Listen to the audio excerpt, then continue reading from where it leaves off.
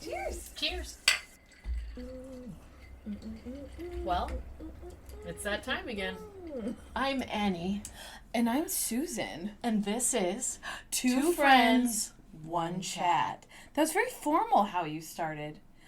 What? Well, hello. 3 friends? Yes. I love that. Feels kind of like it. Hey, What's up, friends? Hey, friends. Hey, friends. You're tall. Everyone's tall to me, though. Do you come here often, or? What's your sign? Ooh, what's your sign? I think I'm Aquarius, but then I feel like they changed it, and I was maybe Capricorn for a second, but I'm pretty sure I'm an Aquarius. What about you? Well, I think I'm still a Scorpio. Okay. Which I hope so, because...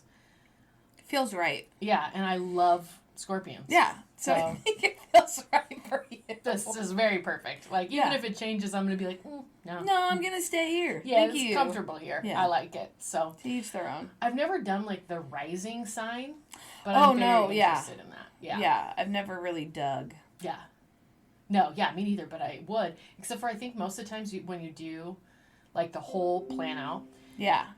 A couple of things. One, you need to know the time you were born. Oh, so you even need more information. Yeah. That's 10:07 a.m. How do you know that? I don't know originally how I knew it. I don't know. Obviously, it's on your birth certificate or something, right? Yeah. But I remember must have been 7th or 8th grade, because it was at Chehalem Valley Middle School. I got the note that there were balloons in the office the note showed up at 10:07. And I was like, everybody! Was that on purpose? It's a birthday or just miracle. No, birthday miracle. I think it was just a birthday miracle. That is amazing. Yeah, on a lot of levels. And I got balloons and all, so it must have been a semi-special birthday. Or I maybe had been having a really shitty year. Who knows? I have horrible birthday luck. That's why I don't do anything. Oh, my God. And then to get it at that exact time, like, I don't know. So it's always stuck in my head, 10:07 a.m. 10:07 a.m. 10:07 a.m. I feel like that's like a movie or... maybe that's your album, your DJ title. Ooh. DJ Q is that's her right. name. We have established that. If you're a Patreon subscriber, you may have heard about this already. Yeah. That's right.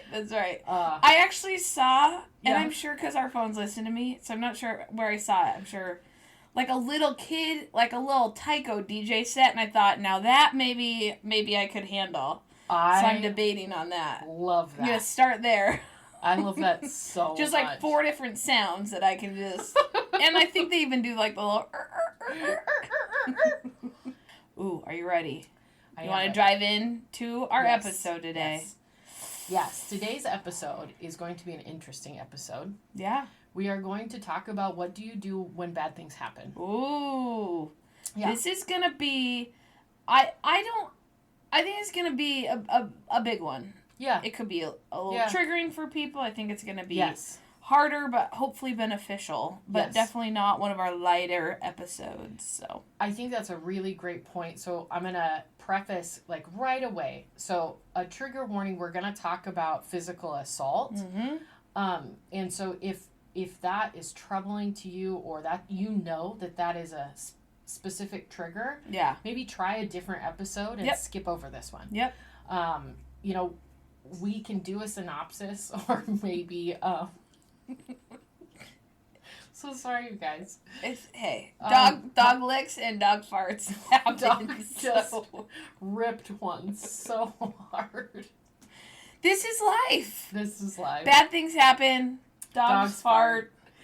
Hopefully we embrace it all. More dog farts in your life than bad things. Sure. Yeah. Oh, yeah. That's my hope for you listeners. But the reality is, bad things do happen. I mean, we can do everything right and everything perfect and do all of that, and bad things will still happen. Yeah. So it's an important thing to talk about what do we do after those bad Yeah. things happen? How do we cope? Yeah. Yeah. I think I love that you touched on that. I think that's really important for our listeners to understand. Oh, yes. Is that you can make the best laid plans. Yes. You can be rigorous about caring for yourself and your body and those you love. And there is a randomness to the universe. Yes. Where bad things are just going to happen. Yep. And I want people to feel so validated. If you are angry because that happened, if you are broken because that happened, if you are just in a rough spot, I just want to validate and honor that. And we're going to talk a little bit about kind of just a random hard thing that I have recently gone through. And then, like mentally healthy Annie. Sorry, this is Franny, everybody. She's Hi, Franny. an absolute sweet peanut. That's debatable. But she is. We love her. We do love her. But Sweet Peanut's debatable. Yeah. Depends on who you are, but. We will sometime dive into Franny's story. Franny does have a beautiful story, and really she's a does. beautiful soul. She is a beautiful soul, and my sweet peanut. Not the sweetest thing I've ever met, though. She's a sweet peanut to me. Okay. To me, Yes. Yes. Okay. But, yes, I want to validate the randomness Oh of my the gosh, universe yes. and how hard that can be. So, yes, trigger warning, physical assault. If that is a hard thing for you, let's dive. We've got other episodes. We'll be so happy to have you at. Plenty of other episodes. Plenty of other episodes. And this one will live on forever, and you can come back to it Love that. when you're ready for it. Well said. Yeah. Absolutely well said. To start this episode, I'm going to tell a story Yep. about something that happened recently that is the trigger warning. Yeah. And then we're going to talk about a reflection of skills that I've used to apply with what you do when something really bad happens. Yeah. And I think some of these things are going to be tools of episodes we've already had. So this is kind of an episode to be like, here's some of these things we've talked about in practice, in real life.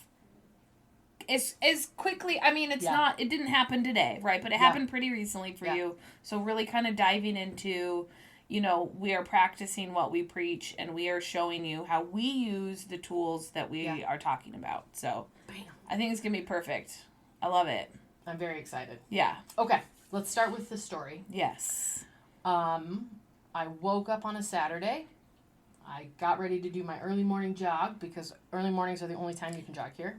It's hot here. Very hot. And you have to, thankfully we are in a mountain shadow. Yeah. So you have to do all your exercise before the sun crests over that shadow. So I leave and the first part of the story doesn't have a ton to do with it, but it weirdly adds an element. Yeah, it does. It does, yeah. A little foreshadowing somehow. Yes. Yeah. It is a weird A foreshadow. little bit. Yeah. Mm-hmm. I do like telling stories too, so buckle Okay. in. Okay, so I go out. I see this car I've never seen in the neighborhood before. The bumper, and we don't have like really fancy cars in our neighborhood, but this one was particularly held together with like some duct tape and some little stretchy things holding the bumper on. Oh, And- it was like little bungees. Yeah. Yes. Okay. And there's a woman standing outside of the car on a street where there's no way to get into anyone's houses. So it's Right. just fence. And the car's here, not fully parked, like it's weird at an angle. She's got a bunch of packages and she's putting them in the car. And I remember thinking, I like waved to her. I don't. Sure. I remember thinking, Just like, being friendly. sure. She scurries in her car and drives off. And I was like, oh, I bet she's stealing packages. Oh. And I kind of giggle to myself. So I go on the run. I come home, go to run some errands, time to get some returns in. We have to pick up groceries, all the things. I go to get in my Jeep, and those were my packages. She was stealing. Surprise! I just want the listeners to know this is not the bad thing that happened. No, this is, yes. It's just a very odd foreshadowing. So we And get, for it to happen right before this, this awful thing. Yeah. so we get in the car, and I'm talking through my, like, sort of pouting, right? Like, I'm like, oh, this is so irritating. And we pull out of our neighborhood, and we're still in our neighborhood, just, like, outside of it on this side. And an interesting thing about Las Vegas, there are a couple shows that you can watch about this, there's a whole structure of displaced population living Yes. in the tunnels Yes, of Las yes, Vegas. yes. Yes. I've seen a couple of those shows. Yes. And we have kind of an outlet right by our neighborhood, Oh, which we have been like walking down that street and seeing people come in and out of it. okay. I think it's harder to get out of it now since we had some like landslides, but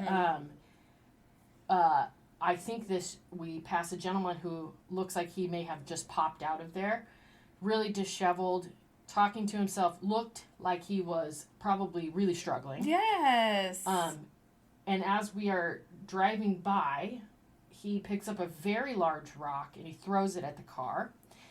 And it makes contact. I ducked. It didn't break the window, which is Scary. great. It was a very interesting ordeal. Still not the bad thing. That was just Well, that startling. can be its own bad thing too, though.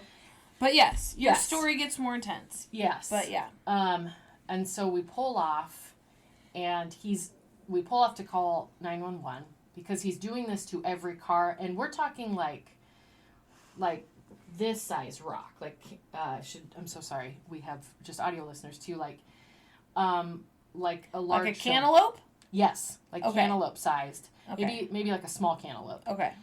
So in the process of us pulling over, That's a decent sized rock to throw yeah, at yeah, a moving car. At anything, really. yes. When he made right contact with the cars, because as I'm calling 911, because he's doing this to like Everyone passing everyone by. car, he sends one through the windshield of an Amazon driver's car and barely misses the driver. We find out because he pulls over. Okay. So, But he literally through the window. completely through the windshield. Okay. So, and I think cars probably are going about 35 miles Sure. per hour down that street. I would think so. So, it's a large enough rock to decimate an industrial sized windshield. Sure. So it's serious. Yeah. And so I call 911 and I explain, hey, we really need someone out here because he's going to hurt somebody or cause an accident Yeah. or all the things. And I explain what's going on, that he's not leaving, right? He's still doing it. We're about probably 100 yards from him. Okay. Actually, probably less than that, probably 50 yards, actually. Because 100 yards is a full football field. Anyway, I digress. Touchdown? Touchdown. Yellow flag on the play? Yeah, I don't know.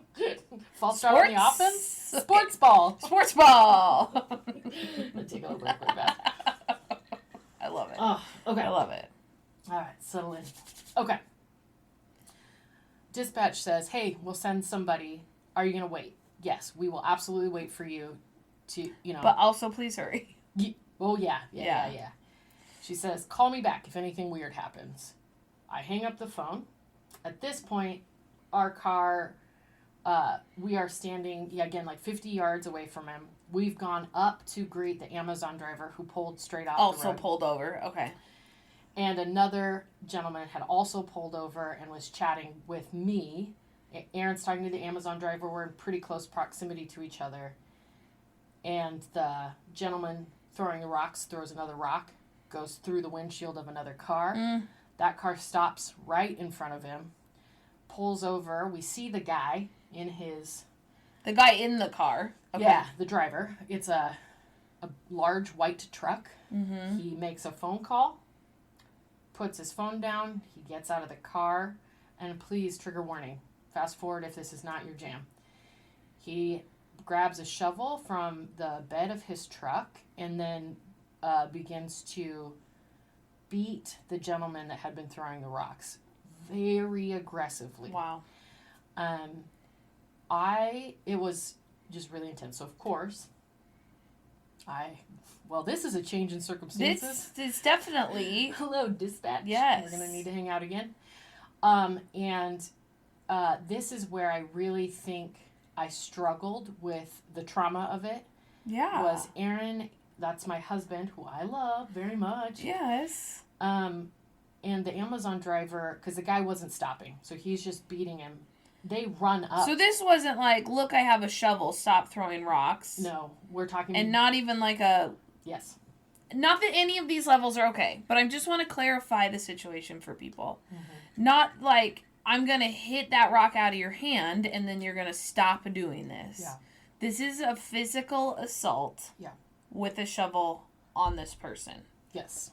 Okay. Like full body swings, like a person would like a baseball bat. Okay.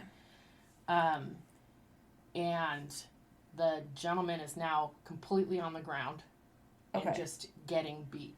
And So, still getting beat by this person. Okay. yes. So I stand back. I call 911. And Aaron just takes off thankfully with the Amazon driver to stop it, because what else do you do? Yeah. And there's so much. I want to come back to like that moment because it caused a lot of turmoil. But I will just proceed with the story. So Aaron gets up there. In the process of Aaron getting up there with the Amazon driver, another car pulls in behind the white truck. Okay. And the gentleman with the shovel, Aaron's trying to get him to stop. He's like, hey. Just like trying to get his attention. Yeah, you need to stop. The police are coming. Like, yes. Stop hitting this. They're on the ground. They are not a threat anymore. Yep. You need to stop. And now you have tons of people witnessing you doing this. You need to stop. Yeah. And the guy turns around, threatens Aaron and the Amazon driver. Like, my friends are coming up to help me take care of this problem, which is like so wild. Fuck you or I'll kill you too. Sure. Like, very aggressive. Goes back into beating him. And finally Aaron, and this is the part of the story that I'm like, this is so wild. But the gentleman that had been throwing rocks when Aaron was up close, he was actually missing. Like, his fingers, like, I think probably, so like, your little second From that knuckle. middle knuckle. Yeah. From that middle kind of knuckle down. Yes. Up. Yes. Okay. On one hand. And so the guy was doing it, and Aaron, even he was expressing, like, do I physically jump in here? Like, how far do I let this go? Yeah. Like, that line between using your words and using your body to stop something terrible. Yes. And finally Aaron was like, dude, stop. He doesn't have any fingers. And that was enough, I think, to kind of get the guy out of what he was doing. Mm-hmm. And he was like, oh, I gotta run, man. A bunch of people just saw me beat the shit out of this guy because the other guy with him hadn't gotten out of the car. Oh, so he was telling his other people. Yeah. Uh-oh. So he takes his shovel, clicks up his back license plate, throws the shovel in the back of the truck. Yeah. And speeds and off. Goes. So, I, on the phone with dispatch, can't give them a well, license plate. Yeah, because he flipped his license plate, so you couldn't see it. Yep. Yeah. Okay. Oh, Francine, you're okay. You're okay. Yikes. So, Aaron and I get back in the car. And the man throwing the rocks has also taken off at this point. Yes, we tried to keep him. Because not only were the cops coming, you had requested Thank you. emergency services. Yeah. You wanted ambulance to come check this guy out. Okay. Yes. Oh, yes. Thank you for clarifying. So we were trying to motivate the gentleman throwing the rocks, who had now, at this point, suffered a pretty horrific beating. Yes. It's hot out. It's middle of the day. He doesn't look like he has, like, a place to go get shelter, and he's not cognitive. Well, he just got beat by a shovel. Yes. By a large man with a shovel. Yes. Anyone should at least get checked out. Oh, from that. Yes. 1,000 times yes. Okay. So we were trying to talk him into staying. And waiting for the ambulance. Yeah. Okay. Hey, we have, like, not rescue, what is it called? Paramedics? Paramedics. Thank you so much. Yeah. Paramedics are on their way, sir. If you could just wait with us, like, and he got up and he kind of made a weird beeline towards me. I just got in the car, like, I'm just to stay safe. Yeah. He was really struggling to keep his body safe, even after suffering that. Yeah. Very significant. And then he headed off. He crossed the street, and then he headed off into, like, a neighborhood. Okay. And then we waited 40 minutes for the police. Oof. Obviously gave our statements. And the police officer, and I don't fully blame them for this. I want you to know, like, that's really important. I think being a police officer is a really difficult job here. Yeah. Oh. Anywhere. Yeah. Anywhere. Yeah. There's, that's a whole nother season of episodes, but yes. Yes. Yeah. And I think, if you live in that trauma immersion for so long, when we were telling him what happened, he laughed. Yeah. Yeah. Which I actually kind of get, because really, truthfully, it's nuts. Yeah. Like, what happened was a very odd set of, that I was not prepared for. Like, there was no, this was just going to be a Saturday errands run. Yeah. And now I'm sitting with, like, so much, right? Like, I'm like, one, how could you dispose of a human being like this, right? Yeah. Like, this is, and then the other thing is like, all of a sudden I'm putting a cost-benefit analysis between, like, that's my husband, like... Yeah, your husband just ran into danger.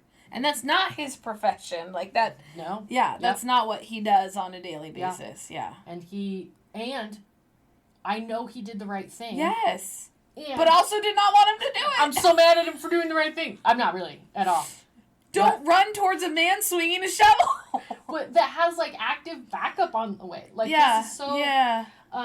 So let me start with my first positive I walked away from was I'm very hopeful that gentleman did not pass away from the injuries he sustained, although that is a possibility. Yeah, because we don't know. But I do think that level of intervention may have given him a chance at life. Mm. And I really try to cling on to that. The other thing is, just like you talked about, when you are in those situations, your body is starting to release stress hormones. Ooh, yeah. And endorphins. And you're flooded with, like, girl, you gotta survive. You know, just like waves of it. So what we're going to talk about in this episode is, what do you do when something bad happens? Right. So bad thing happens. This big event happens. Bam. And it doesn't have to be, just because I really believe in not comparing, right? Mm-hmm. So your bad thing could look nothing like this. That's right. Your bad thing could be that a rock got thrown in your car and it was very scary and it terrified you and that you would didn't be know what to terrifying. do. And that's scary too. It could have been so much worse. Yeah. Than what happened to you, right? So much worse. So I really don't want to compare Yes. bad. Yes. Your thing was bad, so this thing has happened. Now, what do we... Yeah. Hopefully, as, mentally healthy Yes. people, Yeah. what tools do we now pull out Yeah. to handle this thing? I love that because you are so right. Trauma is defined by the person it's happening to. Thank you. So... this was traumatic for me. Yes. This had so many levels of trauma, and I love that. So when something bad happens to you, defined by you, yes, this is a bad thing that happened to me. Yeah. It is not your fault, bam, but it is your responsibility. So how do we find tools to keep us present, to keep us well, to keep us productive? I have goosebumps just talking about it. Because this is pretty recent, we're at about probably 3.5 weeks this happened to go. Okay. So I've had some time to sit on it and process it, and I can reflect on the tools that I've been able to use. And I want to say, 3.5 weeks ago, it's not that long. Yeah. I have noticed in myself I've been honest about being a pretty anxious person. Yeah. But my natural anxiety is higher.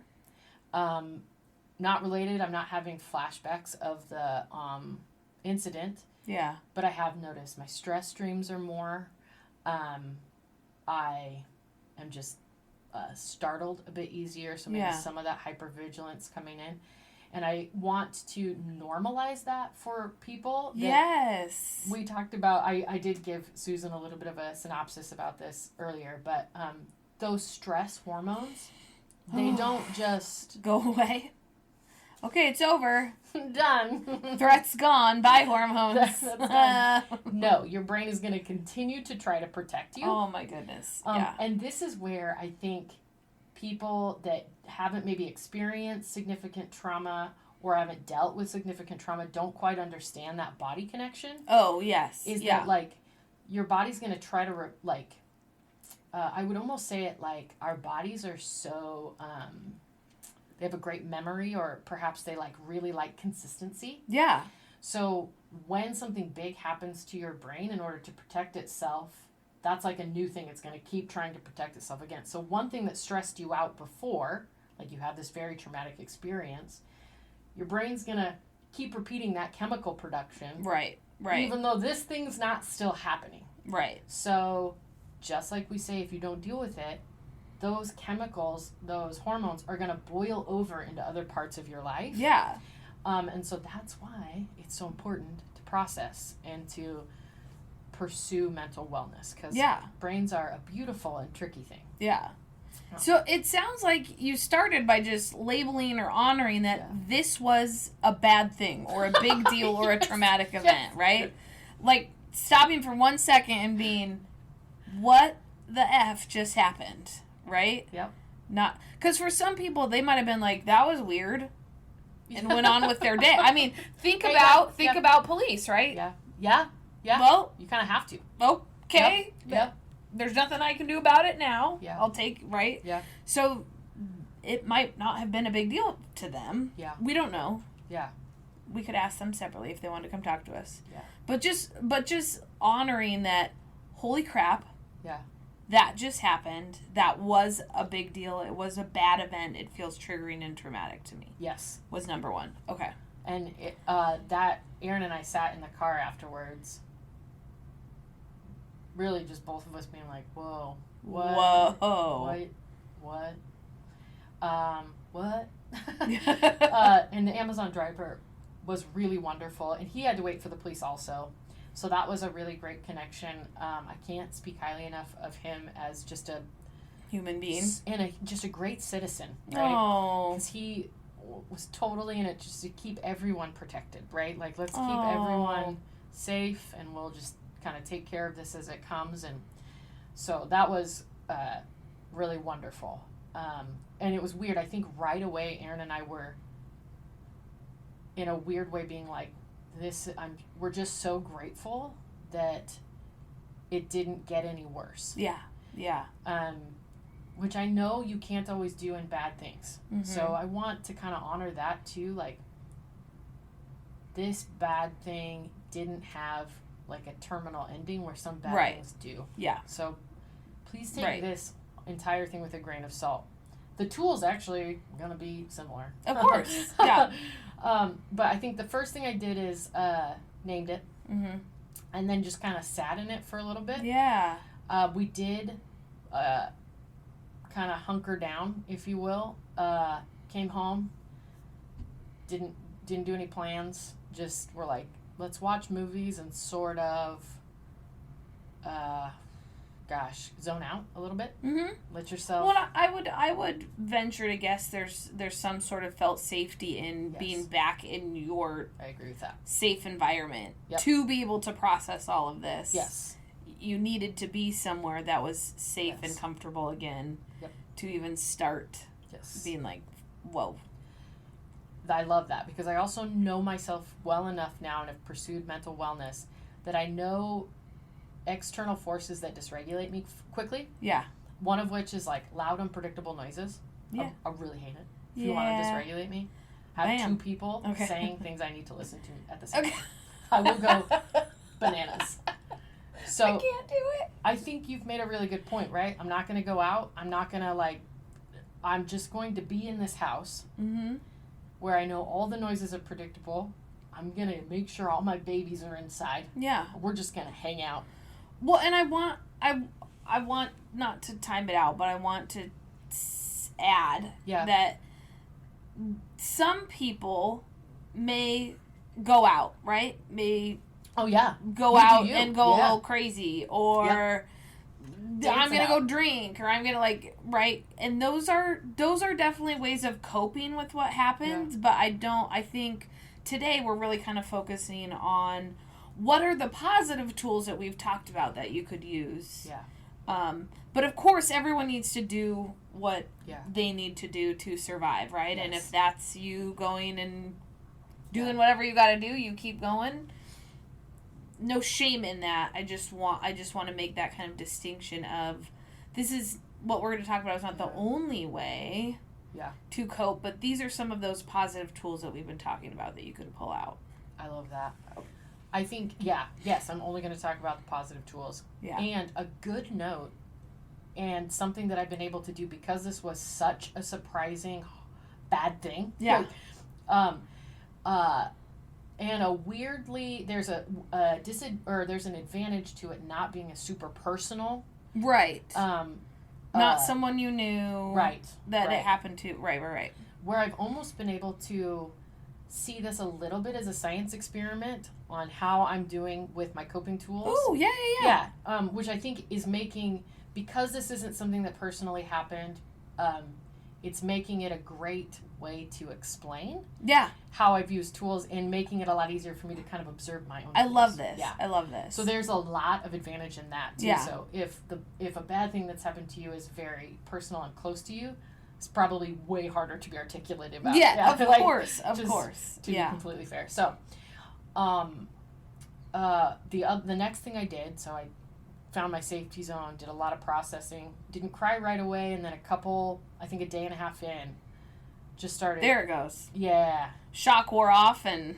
Yes, and then you just feel such brokenness for almost everyone involved, like so many levels. And the social worker in me, right? I want to save that gentleman that's displaced, right? I want him to be protected and safe, and I want to talk to the guy that is struggling with a connection to humanity, that thinks killing someone is the solution to this. Yeah. I mean, it's your windshield, man. I'll pay for it. Like, and then, so it's all these like levels and waves of just like grief and sadness. And then I just let myself be sad about it. Yes. And I was real sad.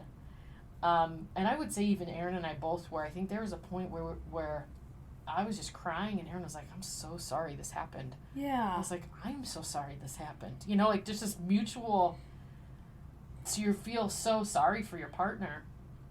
And so that actually felt really good. Mm-hmm. But I knew, because Aaron was the only person that I talked to about it, I was like, okay, now I need to reach out. Okay. I really need to reach out. So that was your next tool, is I need to talk to more and different people about this. Okay. And it's such a wild experience, and kind of our hashtag throwback to listening with style. Yeah. I knew that I needed to ask the person. I called my sister. And before we even started, I was like, hey, trigger warning. Yeah. To your sister, not right now. No, but yeah. To your sister on the phone. No, this is actually a very wonderful part. Yeah. I was like, I need to tell you a story, but it's like super intense. Yeah. One, do you have the time right now? Like, she was like, I do have the time. And I was like, okay. But it's like high level content, right? Yeah. And she's like, oh yeah, of course, like I think she was like kind of stoked to be, like, ooh. Like, yes, let's do this. Yeah, I did preface, I was like, everyone that we know is okay. Yeah. Like I can't really make that guarantee about the people involved. So I tell her the story, and it was just so helpful to have someone's reflection of like, that is bananas. Like, and she's obviously, she's known me my whole life. She's my older sister. So, like there's a lot of ability for her to be like, she was like, when you were telling me that story, she's like, I thought it was going to end like 4 times, but it didn't. Yeah. It just kept going. And I was like, I know. Yes. Like so it was super validating and really helpful to have someone to like process it. And then I headed out on a work trip. That was actually really difficult to like have to leave the house. Yes. But it was a work trip with my friends that, because usually when I travel for work, it's alone. Yeah. And so it was really nice to be able to tell them that story. And so it started to begin the process of really getting input that shouldn't have happened, right? Like it's just this weird. Not weird. And that is true. I really do believe that is true trauma work. The telling of the story over and over and over and over and over again in the right ways, in the right places with the right people, right? Helps to process all of that.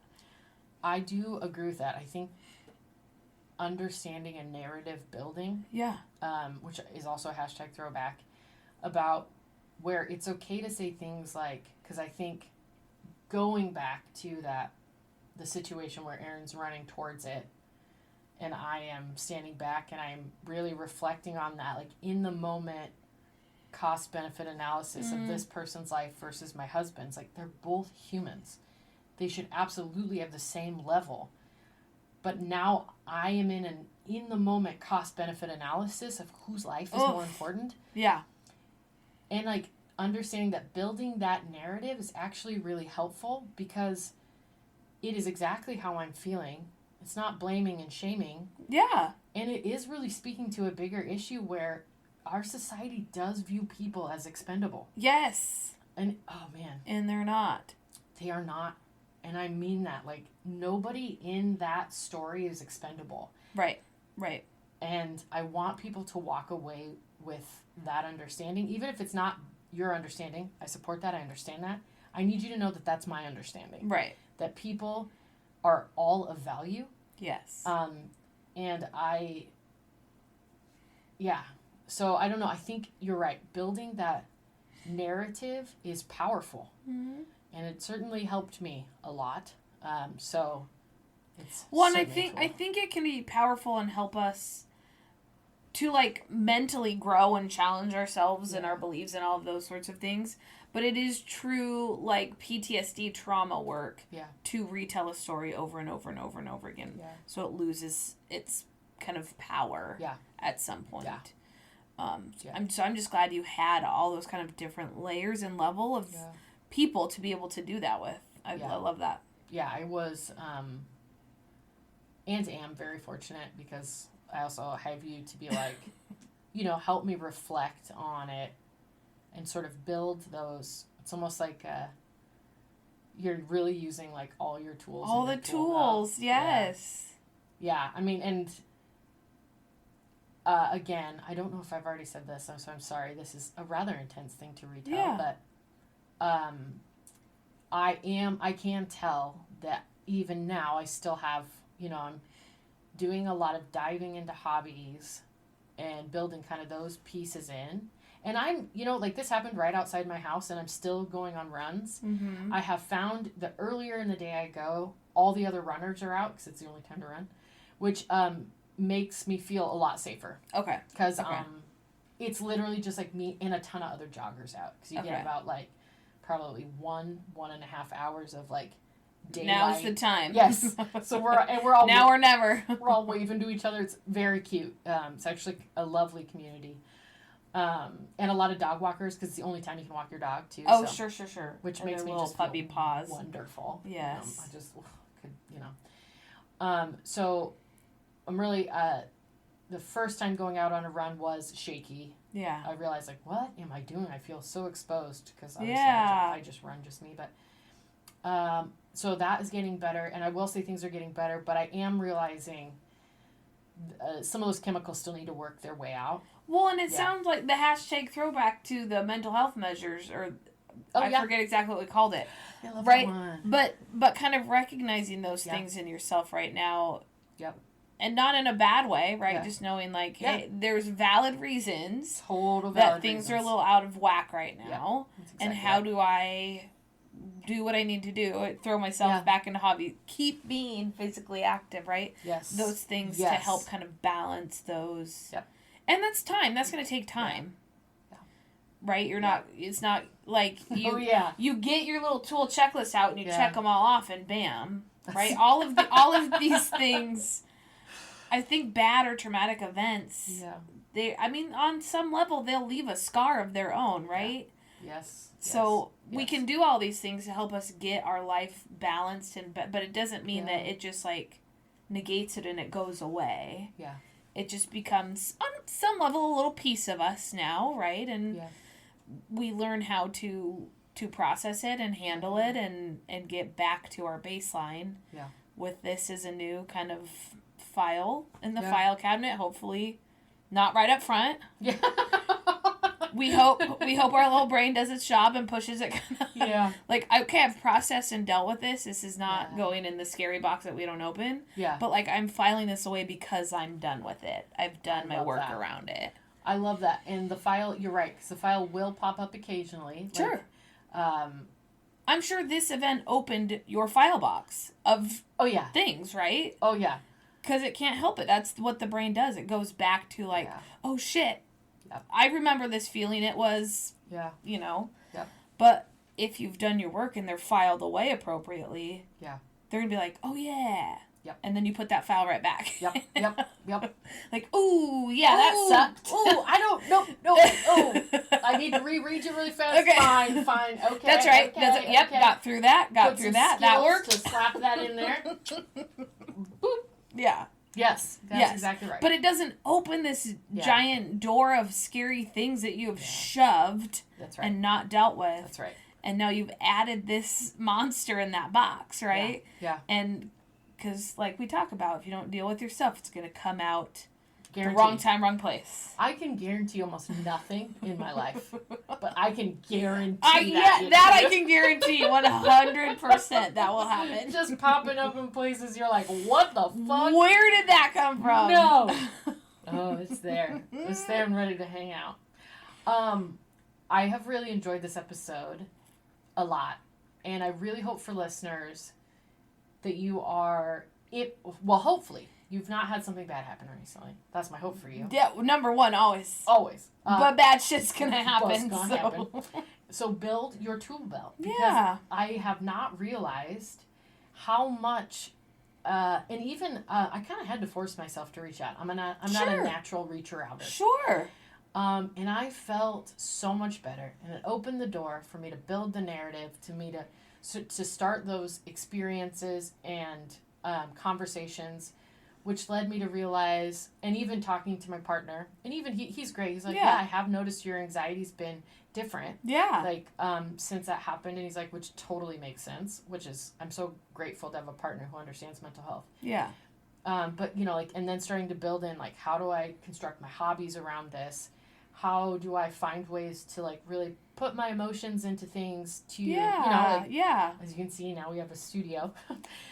So I've been getting really a lot more into, like, things I'm passionate about and that I feel like are putting good out into a universe that can really present with terrible things. Gosh. So I really want to honor those that are going through it right now. Yeah. Like, really. And just, like, you've got this, use your tools, reach out. If you feel like you don't have ample tools to face what's coming your way, let's get you a professional. Yes, please. Get yourself that therapist and just start talking about it. Yes. And again, I want to honor if where you're at is anger and frustration. Those are very valid feelings. Totally valid feelings. Yep. Boy, howdy, are they valid. Boy, howdy. Yeah. Boy, howdy. I'm always surprised at the people that don't have those. I'm like, what? You're like, you're not super angry? You're not very angry that just happened? Really, really, really mad? Okay. Huh? All right. All right. More worried about you. More worried. I'm going to be honest. They're like, I'm totally cool with it. You're like, my social work spidey senses are more worried about you. Social work spidey senses? That is such a great term. Probably one we don't talk enough about. You're like, oh, they're there. They're real. They're the most real thing. Oh. I am convinced, I don't know how, science hasn't caught up with this yet, that there is, like, or maybe it hasn't, I just don't know about it, but, like... Could be. Science is doing lots of things. Can't keep up. There's so much told in the face with, like, cues, not like physical attributes, with cues and the way you hold yourself and your posture, and I think even probably the chemicals our body exude. There is actually science about that, which is, like, super interesting. About, like, your stress hormones don't not wear off on people with you. Yeah. So, I think it's even more heightened for people that are, really empathetic, For sure. Anyway, there's so much to that, but... We digress. We do. But, let me just say. Yes. I want to honor what you're going through. Encourage you to use your tools and go professional, man. Yes. Yeah, because it's a big deal. Yeah. Especially if you don't have as many tools. I mean, that really would be kind of one of the first places to go is taking that to a professional to help you kind of handle and deal with that. Or maybe you have tools, but you're kind of out of practice with them. Fair. Again, another perfect case scenario to go see your therapist. I love that. To me, a therapist, for us, I think at this point, is like a tool, and we still have to pull them out at times. Hell yes. My therapist is 100% a tool in my tool belt. Right? Yes. And it might not be someone we're seeing on a regular basis anymore. Yeah. But there are times where it's like, I need help. I need help to get this kind of handled.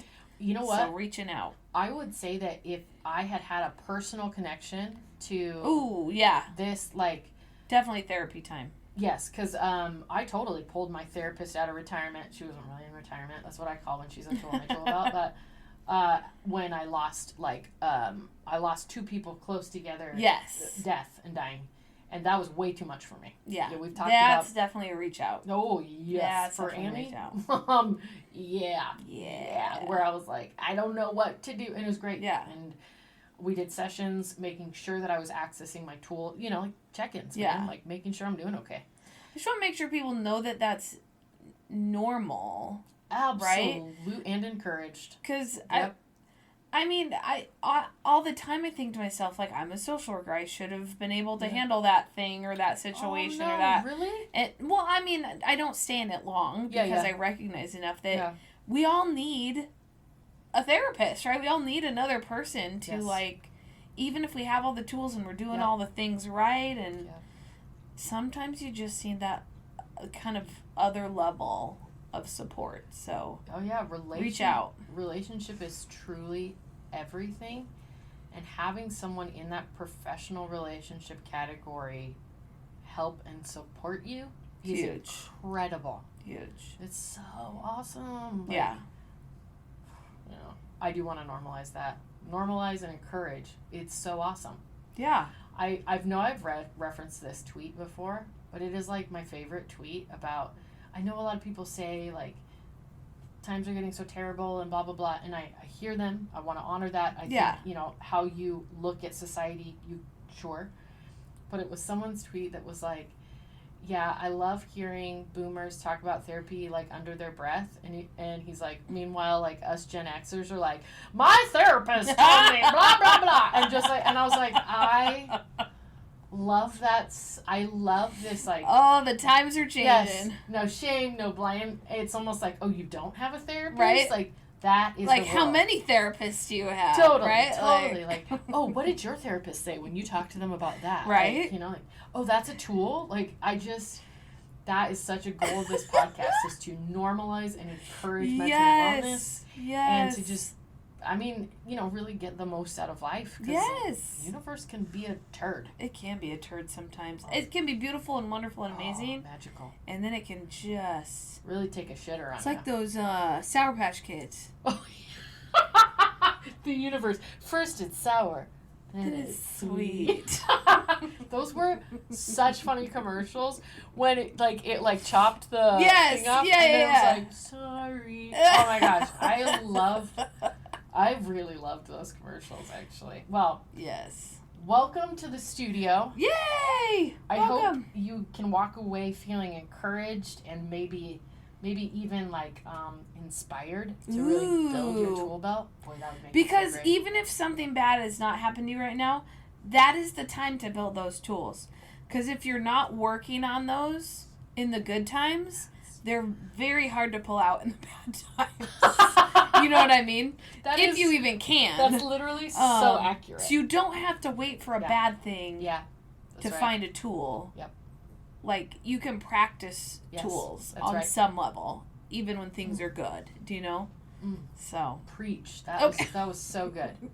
So well said. And I am so grateful that you come and hang out with us. This is awesome. Yes, thank you. Yep. Yeah. Oh, yeah. All right. Oh, we did it. Bye. Bye.